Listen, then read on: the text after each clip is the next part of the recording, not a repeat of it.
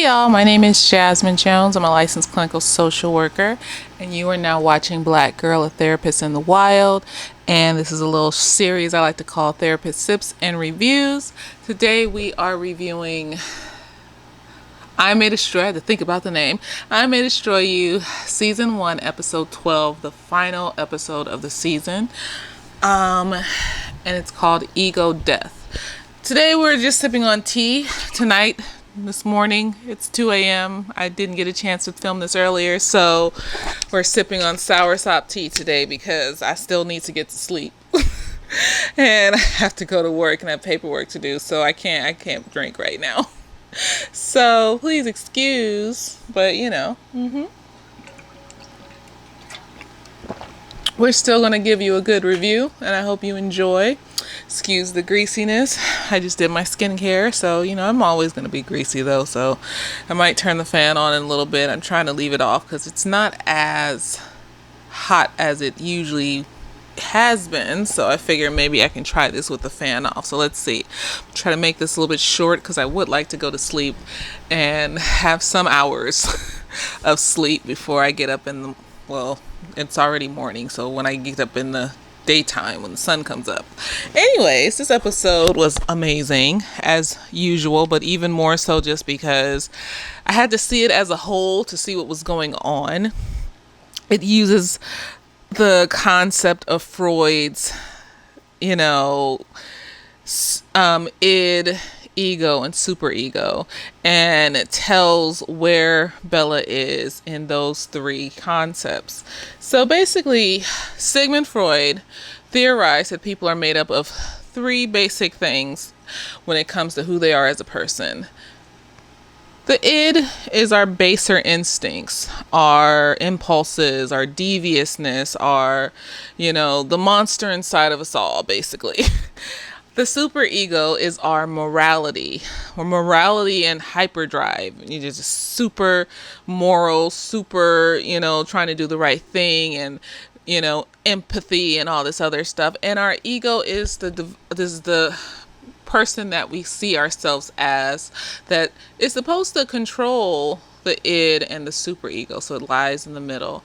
It's our selves, our, created selves inside of us. And so in this episode, we see Bella go through not because the ego is more so represented by ego death.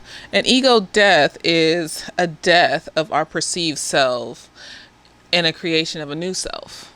And in this episode, we see her kind of go through these stages and come out on the other end as a new self, learning how to genuinely let go by exploring her deeper inner feelings when it comes to her trauma. So we start off with Arabella in the bar again. The bar is called Ego Death, which is interesting. And she sees a rapist, and she takes Terry into the bathroom. And she makes up a plan in order to catch the rapist, calls Theo to come.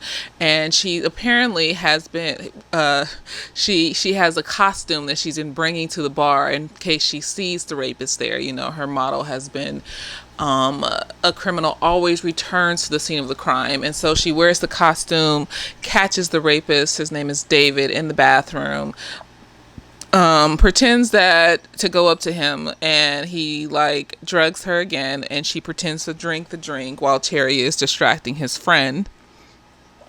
Goes in the bathroom. Theo has stolen the drug. So he is about to rape her once again. Theo stabs him in the ankle with a needle. Arabella tells him that she, is not drugged. And then he stumbles out of the bar. Theo, Terry, and Arabella are following. Arabella then proceeds, when he passes out on the ground, to grab his penis, because she said, he touched my parts and saw my parts, why not touch his? And then beats the living shit out of him. And then Terry is just looking on in horror as Theo and Arabella are beating the shit out of him. And I'm just like, isn't there CCTV? Because this is before I even realized what was happening. I was just like, isn't there CCTV? You're just beating somebody's ass in the middle of the street. But, and then Arabella is alone. We see her alone. She takes him home with her on the bus, bloody face and everything, and then she shoves him under the bed, which is a representation of her dark place where she shoves everything that has harmed her. And he's laying under there bleeding to death.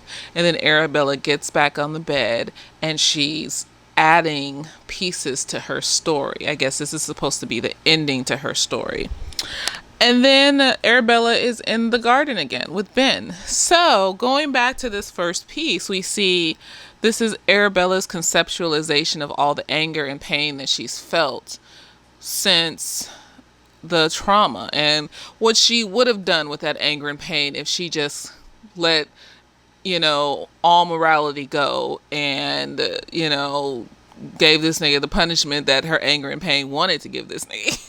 And so, I'm assuming she killed him. He's under the bed and stuff. But this is just a conceptualization of her of her immorality and her impulse and the monster inside of her that wants to destroy this nigga for hurting her. And then we go back to her and Ben in the garden and we start all over again. She's telling Ben she's going to bar watch tonight. And Ben is, I think he says, are you going to bar stalk? And she says yes. And she invites him. He says no. And then she goes to the bar again. And so we repeat the scene. And this time Arabella sees the guy, tells Terry, and then Terry wants to call the police. So this is the super ego. This is the morality part of the scene, of this part of the show. And so they come up with a plan to catch him in the act of raping her so that the police can take him away. But as he is in the bathroom again about to rape her, we don't need to go through all the stuff. It's the same thing as the first part. They end up in the bathroom again. As he's about to rape her, Arabella gets up and, tells him that she's not drugged. And she just displays this super empathy because he gets really mad and starts cussing at her and calling her names and calling her all sorts of bitches and hoes. And then he starts to turn it in on himself and starts calling himself a whore and don't you like this, David, and da-da-da, David. So apparently something happened to him, or in Arabella's conceptualization, she's trying to humanize her rapist in this conceptualization. So she's humanizing her rapist, and instead of letting the police catch her and him in the bathroom, she takes him home and she sits him on the bed, and he's telling her that he's been to jail for various different types of rape and all of this stuff, and he doesn't understand why she's being so nice to him.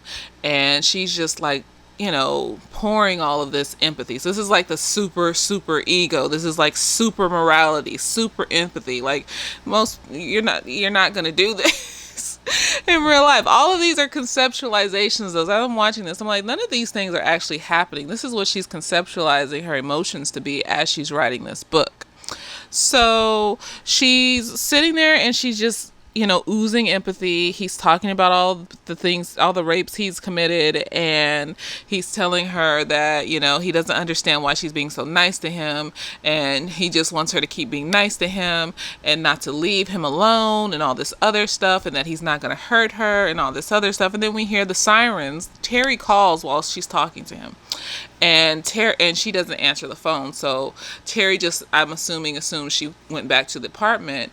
And so Terry sends the police to the apartment. The police comes. He's standing there begging her to not leave him alone. He doesn't want to be left alone. So this is her piece where in her mind, she's trying to humanize the person that hurt her. And we go through this sometimes. It's logical to go through a period where you super hate somebody, and then you're trying to learn forgiveness. So you're trying to understand from their perspective why they might have did what they did. It's kind of like in between that blaming yourself, and then after you've kind of gotten past blaming yourself, you kind of are trying to see, well, maybe there's something wrong with them. Maybe something happened to them. Maybe this, that, and the other. And I think that is the piece here that she's imagining, like maybe something happened to him. I'm going to imagine that something happened to him, and I'm going to be super high ground about this.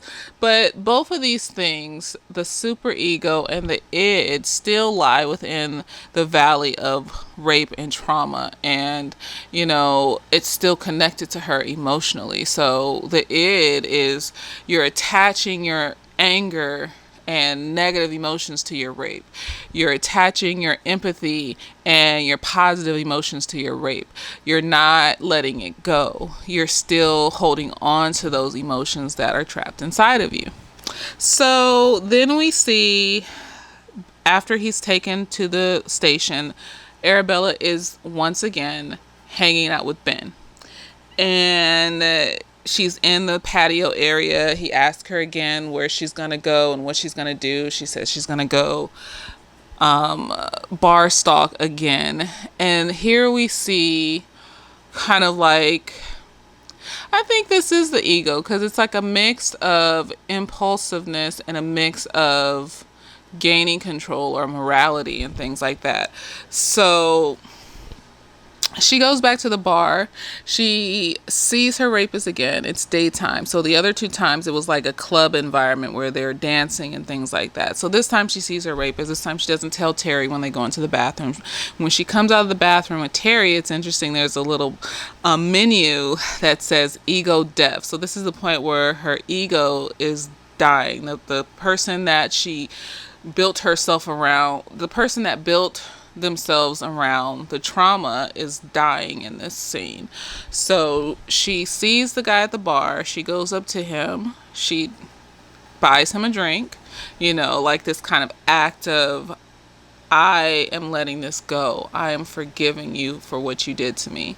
And then she whispers in his ear. She goes back. She takes him back to her apartment and they have sex. So this is all imagination, though. She's not like actually having sex with her rapist. It seems more so like she's trying to regain control of herself and her sexuality through this act of, like he has sex with her. Then it looks like she's like pegging him, like, when you put the strap on and then you fuck the dude and shit and ass and whatever. And so it's kind of like a regaining of control, a regaining of self, a regaining of her sexuality by doing this act and letting it go, in her mind, of course. You wouldn't do that shit in real life. That's traumatizing. And when they're done, they go to sleep and she wakes up and he's next to her. And he says, if you tell me to go, I will go. And so she just looks at him and then she says, go. And so he gets up and he walks out of the room. I think he's still naked. And then the one that she beat, murdered, that was under her bed, the darkness, her anger that was under her bed, climbs out from under her bed, holding the abortion bag in his hand as well, and walks out. So she's letting those negative emotions, she's letting that self that was built up around this rape go so she can be a new person. And then we go back to her and Ben on the patio. And this time when Ben asks her if she's going bar stalking, she says no. Let's watch. What did they watch? Because I looked it up on YouTube and it actually looks interesting. It's an actual channel on YouTube. And I was like, oh, I subscribed. I was like, I like animation and physics. And I was like, this is a thing. This is like, So Kurz, Kurz, it's an actual channel on YouTube, and it's these little cartoons about physics. And I'm like, I'm about to binge watch some shit now because I learned something new. So her and Ben go into the apartment and watch Kurz, Oh, well, before that, Ben says that, I don't really go out that much, to places. And she gets up and she hugs Ben. So I said, Ben needs a hug. And it was beautiful. And I felt like, yes, Ben needs a hug. And I'm glad she stayed to hang out with Ben and watch this show, because when you're depressed, you self-isolate. So we see that she asked Ben every single time to come with her. And he said no. So when you have depression, you will self-isolate. You'll have these negative thoughts that make you think that nobody likes you, or you're a burden. So, I shouldn't be going with him. No one wants my sadness around them and things like that. And so you'll isolate yourself away from people. So I'm glad that she decided to spend time with Ben. So she hugs him, and he asks her why she do that, and she said, I don't know, I just wanted to. And then they go in and watch the animated physics and all these great things. And then we skip over to her opening her book. So she's written the book and she's done with it, and she's with Terry, and she dedicates the book to Terry. And Terry was like, I'm glad that I thought you was gonna dedicate it to that Italy nigga. Shit. So yes, fuck that nigga still. I don't care. You didn't have to react that way. Fuck that nigga. So she dedicated her book to her friend Terry, and then they go out into the living room, and Terry's commercial is on. And so Terry is there with the waiter guy, and Ben is there, and Arabella's there, and Kwame's there. Is there anybody else? Oh, Theo's there, and they're all watching Terry's commercial. And then they skip over to Arabella's reading. So she's reading the foreword of her book, and we find out that she's self-published, and they're saying how her second book is totally different. It's like it sounds like a totally different writer wrote it. Her first book is like something trials and tribulations of a millennial or some shit like that. I don't remember the name. Something about being a millennial and how it sucks. And this book is like, about the things that she's been through. And she's named it after the date of her rape. So I think it's like January 23rd, 2019 or some, whatever. And she's about to read the foreword. And before she reads it, we skip over to a scene of Arabella on the beach with a wig on, and she has like this gold grill in her mouth, and she's running down the beach in Italy, and she's smiling, and she looks happy, like she's free now. Like that Arabella that had been hurt, that had been living inside of her, is free now to live and be happy and be glorious and shit like that. So I know this episode looked really, really fucking crazy, but if you understand psychology, and also if you understand Sigmund Freud, who, he's the father of a lot of different theoretical perspectives, but a lot of his shit was like on some other shit, and we don't really follow a lot of what he says.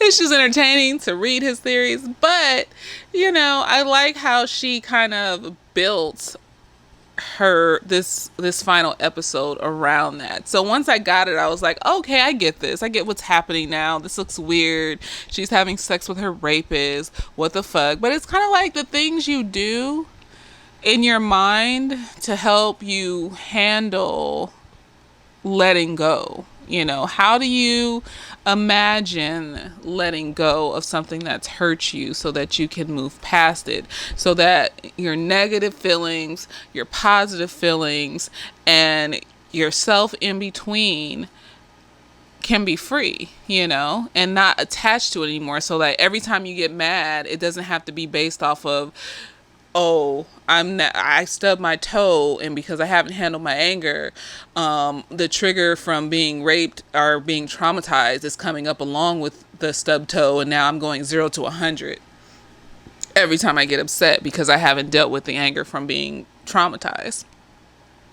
And then going to the superego, feeling like you have to be open and you have to allow people in that are harmful because you feel like that's the right thing to do, or you feel like that's what you deserve, as far as if you have harmful people in your life and things like that, and trying to always see the good in people even though they're just these horrible fucking people. It's like, okay, you raped you had a lot of rapes, and you're just like, I understand you were molested or whatever, but sir, no, you don't take your trauma and spread it around and like cancer trauma to everybody fucking else. Like, you don't do that. So finding that space where you can step back and see how your trauma is so deeply affecting your emotions that you can't even conceptualize, who you really are as a person, because you're so wrapped up and entangled in what happened to you. you know I like this episode. This made me think. I had to, like, a part of me being up at 2 a.m. was because I just had to think about it. I was like, okay, what did this mean? What did that mean? I mean, most of us are not going to imagine having sex with our rapist in order to let it go, in order to feel in control again. But I can see where she was going with that. Michaela Cole is good. She's good for this. A lot of people, I hope this opens up some doors for other people to just kind of think about psychology and think about how trauma can affect you so deeply to the point where you can't even see how deeply it's affecting you, and learning how to step back and really see what's going on, and learning how to let go and take control of yourself again. And like I said, I like the end where the Arabella that had been sexually assaulted, the angry, hurt, feeling not good enough, feeling like she deserved the worst, feeling like she had to always see the good in people, and, that she didn't have to have boundaries and shit like that, is free and happy and wonderful and graceful. And Italy nigga is still a drug dealer while Arabella is a millionaire writing books and justice. Okay, I like that nigga. Fuck that nigga. But anyways, let me know what you guys thought. I know this is kind of like, what is she talk? Super ego, ego. But yeah, that's what it was. Just think of it as her anger and hurt is in the first scene of the first section. Her anger and hurt, and what she wanted to do with her anger and hurt to get revenge, is in the first scene. In the second scene, it's not feeling good enough, being too open, trying to humanize this person when you need to also see that this person is a horrible person, and you need to have boundaries for yourself, because that can lead to you trying to be open and humanizing other people that are harmful to you, like Italy nigga. Like, no, just step back from that. That's not, you can't fix that, because that leads us down the road of, well, I need to fix people now because there's hurt people out there hurting people, or I feel like I deserve this because I must be the horrible person, and all this other type of shit. So that's that whole scene. And then learning how to gain control and let it the fuck go. Gain control, let it go, and heal. That's the third scene. And then the end is real life, where she conceptualized all of this and she put it in a book and she moved on, and the hurt Arabella inside of her was able to be free. And yeah, and I'm guessing that the memories came back to her as she was writing the book. I don't know if the scene in the last episode was real, because they're showing these various different scenarios from these scenes, and in the scene in the last episode, she didn't have the flashback till after she left Ben's and went to the bar. So I'm assuming that wasn't real, that she had been sitting there talking to Ben like the whole time, or this is like how she was conceptualizing it in her head, and then she went and hung out with Ben or some shit like that. Like, this was her writing process. Maybe that was the process that she was going through all those days that she was writing her book. And the part where she goes and hangs out with Ben on the patio, and then they decide to go watch Curves, is the real part. So everything from the bar all the way up to them watching Curves is fake. And that was her mind while she was putting together her book. So yeah. See, I want to write a book. I don't know how people have the patience for it. One day, I'm going to get it together. I'm going to sit down. I'm going to put together some shit, and it's going to be amazing too. But yeah, like I said, let me know what you think. I hope you enjoyed this review. Like I said, I'm going to keep doing shows and movies and things like that. And I'm going to try to watch The Chi. It's 3 seasons, so bear with me. It took me like 3 weeks to finish Euphoria because there was a surgery in between. So bear with me. Like I said, The Chi is like 2.5 seasons, 2.25 seasons. I don't know how far they're along on the 3rd season, but I haven't started it yet, so I have to sit down and watch it. But I'm hearing that it's really good, so I'm gonna give it a try, and maybe I'll do a summary for the first 2 seasons, and if I don't get finished by the before the end of the 3rd season, I'll probably just do a summary for the 3rd season too. So that way we can all just have a summary instead of me doing it episode by episode, because I'm not doing episode by episode for 3 seasons. That's dumb. But yeah, I will talk to you all later this weekend and later days.